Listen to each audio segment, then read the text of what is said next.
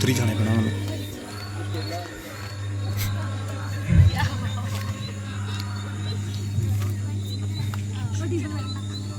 राजन, हर उस राजा को जो की प्रजा को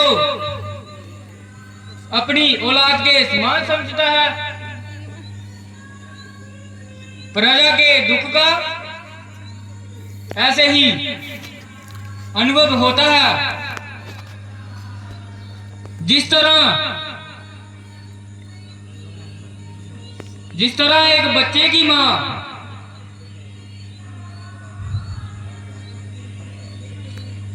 बच्चे पर आने वाली मुसीबत को जान जाती है, उसी तरह एक न्याय को राजा की यही निशानी है। अपने अहंकारों की बयान सारी पर शक करो, दिल देवी नहीं मानता। आखिर क्या बात है गुरु जी?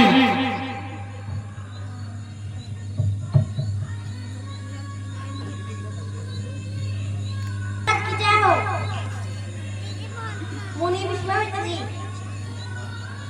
चेहरा लाल,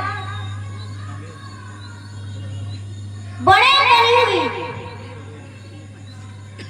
आंखें, आंख की उगाड़ी हुई, दरबार में आने की इजाजत चाहते हैं।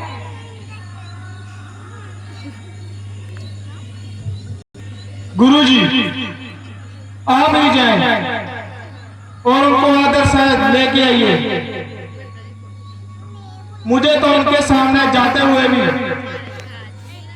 मुंह से डर लगता है।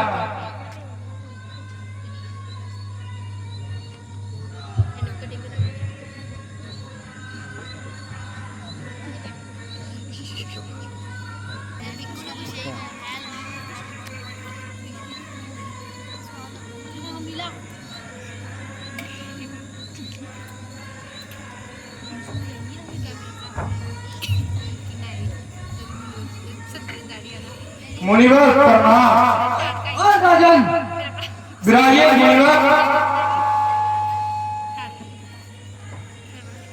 मुनिवर आज कैसे आना हुआ? हमारे धन्यवाद जो आपने दर्शन देकर अहकार किया। कहिए खुश हो तो है? आज आपके चेहरे पर राजन मुझे धोखा देने की कोशिश न कर। क्या ये हो सकता है कि राज्य में अत्याचार हो रहा हो और राजा को कोई खबर नहीं? महाराज ये आप क्या कह रहे हैं? मैं कुछ नहीं जानता। अत्याचार मेरे राज्य में? अत्याचार? मुनिवर ईश्वर साक्षी है, मैं कुछ नहीं जानता।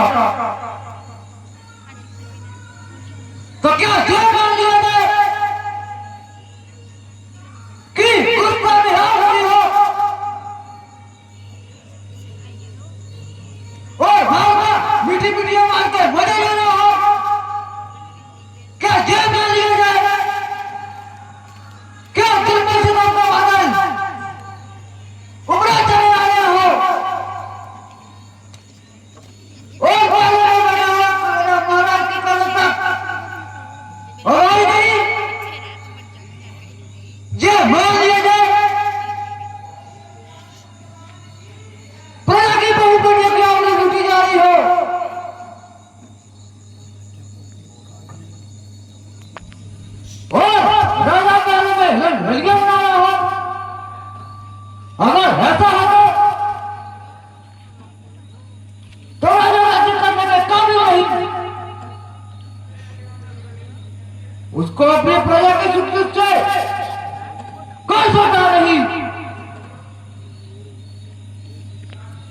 जिसके मशीन दीवान और सब आया है और दूसरी प्रजा है।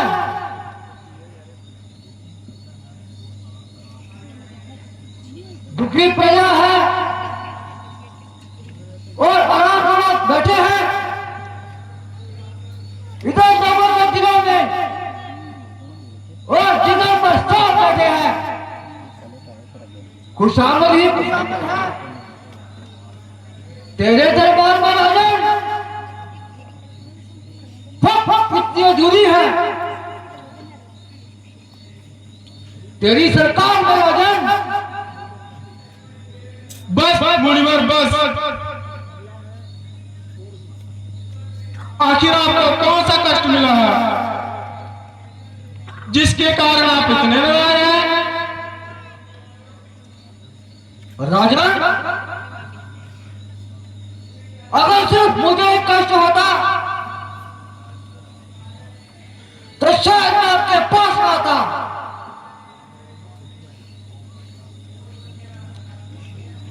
मगर जहां तो हालात में वो पड़ है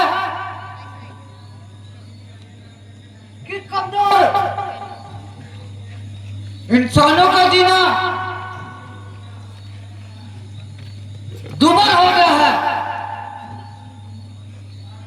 ज्वालामुखी पहाड़ फटने वाला है।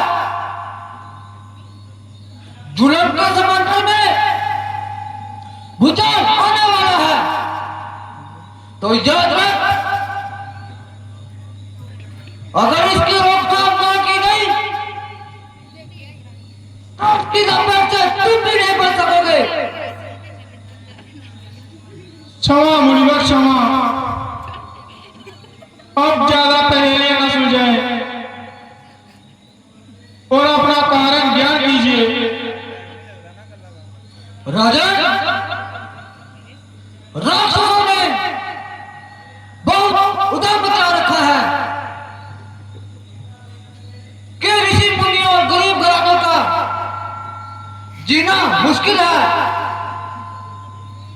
वो इस कदर जुल्म ढा रहे हैं कि बयान से बाहर है। अगर जल्दी इसका मुकाबला ना किया गया बस महाराज बस। अपराध मैं अभी इसी बात अपनी फौज लेकर जाता हूं। तैयार हो जाओ मंत्रियों तैयार हो जाओ। महाराज जल्दी से हर काम बिगड़ जाता है। अगर मेरी राय पर गुमान करे तो बन भी जाएगा।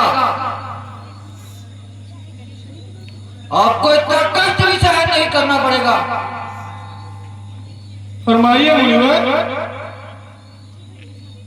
मैं आपका हर हुक्म मानने को तैयार हूं। देखिए कहीं ऐसा ना हो कि आप अपने किए हुए वाले से मुकर जाएं। मुनि जी आप ये क्या कह रहे हैं? सूरज पूर्व की बजाय पश्चिम से उग सकता है। दरिया बजाय ढलान की ऊंचाई।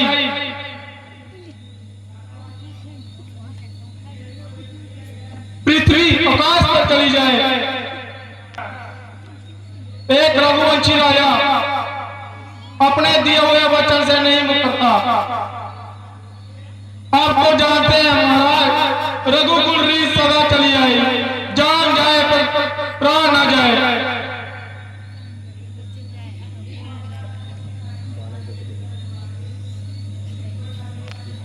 तो आप श्री राम और लक्ष्मण जी को मेरे साथ भेज दीजिए। बाकी काम मैं खुद कर लूंगा। राम और लक्ष्मण मुनिवर क्षमा कीजिए। वे तो अभी बालक हैं और उस तरफ तो बड़े बड़े खूंखार राक्षस हैं।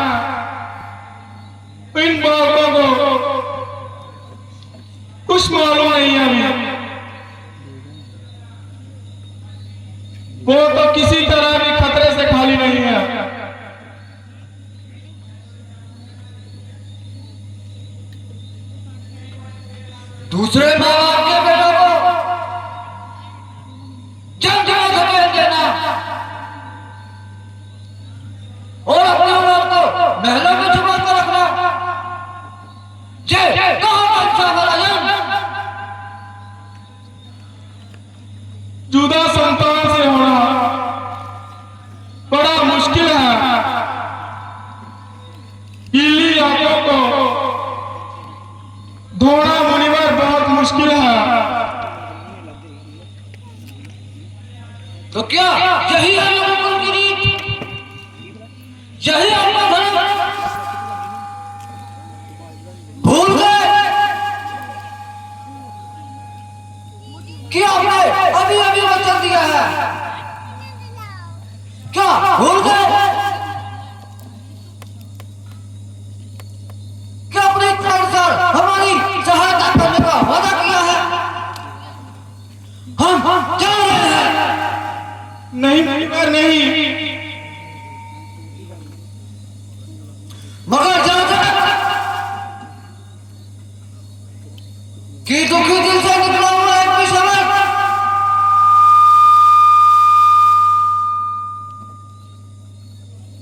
तुम्हारे सारे राज्य को ठहरिए मुनिवर ठहरिए। अब मैं क्या करूं, आप ही बताएं गुरुजी।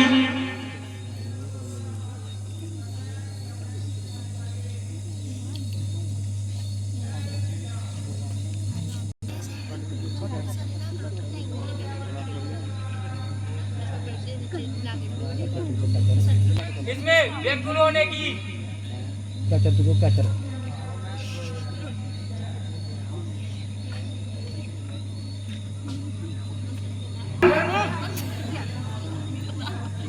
इतने व्याकुल होने की कोई बात नहीं।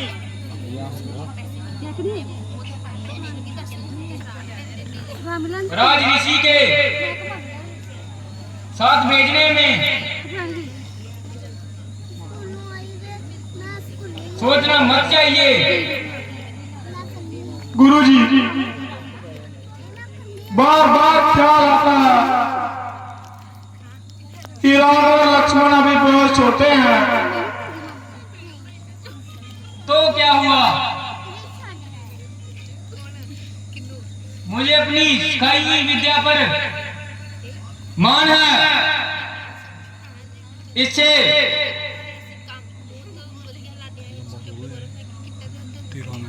राज ऋषि विश्वामित्र जी भी तो साथ है। इनके होते हुए आपको चिंता करने की कोई बात नहीं। इनके साथ जाकर राजकुमारों का क्या करता।